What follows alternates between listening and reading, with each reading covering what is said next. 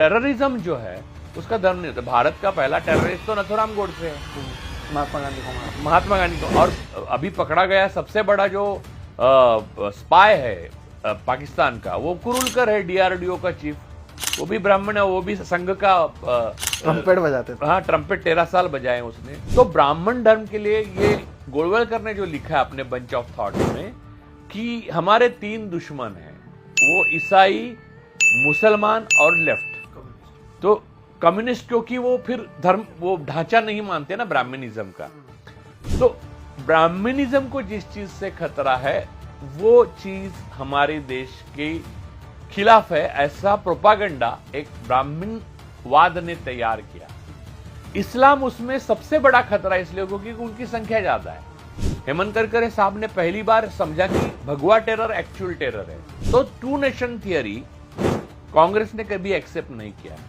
हिंदू का अलग देश होगा और मुसलमानों का अलग देश होगा। 3 लोग थे जिन्होंने 2 नेशन थियरी को सपोर्ट किया। एक थे श्यामा प्रसाद मुखर्जी, जो बंगाल में जीना के साथ गवर्नमेंट में थे। दूसरे थे विनायक दामोदर सावरकर और तीसरे थे मोहम्मद अली जिन्ना।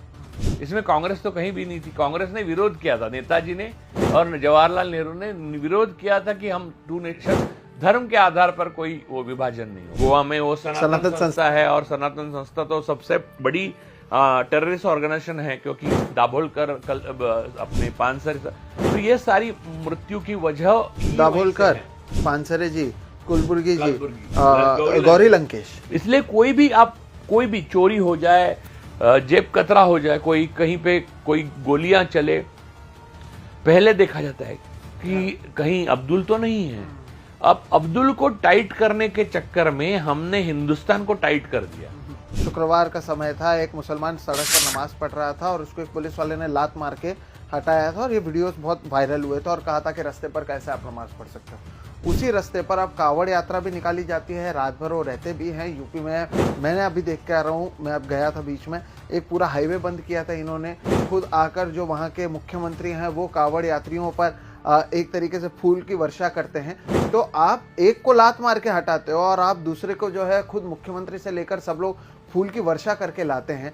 मैं हमेशा ये मानता हूं कि गांधी फैमिली अगर ना होती तो कांग्रेस एक दूसरी आरएसएस ही है। आरएसएस हमेशा नष्ट कर सकती है, विनाश ला सकती है, सृजन नहीं कर सकती। इसलिए आरएसएस में से कोई कविता नहीं निकल के आएगी, आरएसएस से कोई अच्छी फिल्म नहीं निकल के आएगी, आरएसएस से कोई अच्छा उपन्यास नहीं आएगा, आरएसएस से कोई भी अच्छी चीज सृजन की नहीं आएगी। यहां से आएगा तो विनाश आएगा, विध्वंस आएगा, नफरत आएगी, और वही आ रहा है। आरएसएस बेसिकली टेररिस्ट ऑर्गेनाइजेशन है, ये सरदार पटेल ने कहा था। और सरदार पटेल की दुहाई देते देते मोदी, अमित शाह थकते नहीं है। तो उनको मान लेना चाहिए कि हमारी मातृ संगठन टेररिस्ट ऑर्गेनाइजेशन है और टेररिस्ट इस देश पर राज कर रहे हैं।